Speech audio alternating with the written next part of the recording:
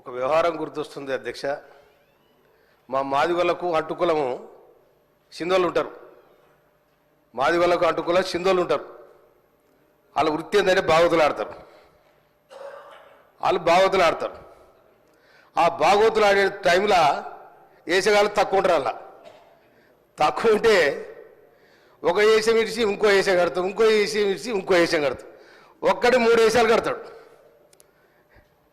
కనుక వీళ్ళు గత ప్రభుత్వం మంత్రులు ఎమ్మెల్యేలు రోజుకో వేషం వేసుకొని వస్తారు.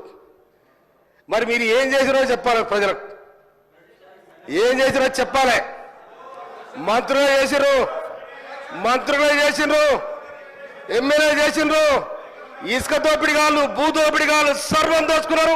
ఇవాళ వచ్చి వేసానేసి ఎంతమంది ఆటో వాళ్ళని మీ ఇళ్ళకి రానిచ్చారు, ఎంతమంది ఆటో కార్మికులు మీ ఇళ్ళకి రానిచ్చారు, ఎంతమంది రైతులు కాపాడారు. మీ పత్త గుడి వేసుకొని మీరు మీరు రైతేసి వేసుకొని అంత ఏదో నాటకాలు ఆడుతూ ఉన్నారు.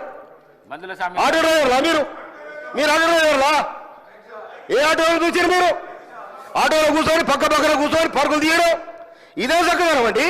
ఒక సభను కూడా మీరు ఇక్కడ డిస్టర్బ్ చేయాలి, ప్రభుత్వాన్ని బదనం చేయాలి, ఏమో మీ ప్రయత్నం చేస్తారు. పాపం మీతో ఏమైంది మీకు?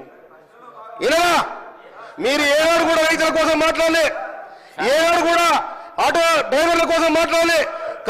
ఆర్టీసీ కార్మికులు 34 మంది వచ్చిన తర్వాత దానికి మీ ఇష్టం వచ్చిన రేటు పెంచి మీ ఇష్టం వచ్చిన ఆటోని తీసుకొచ్చారు.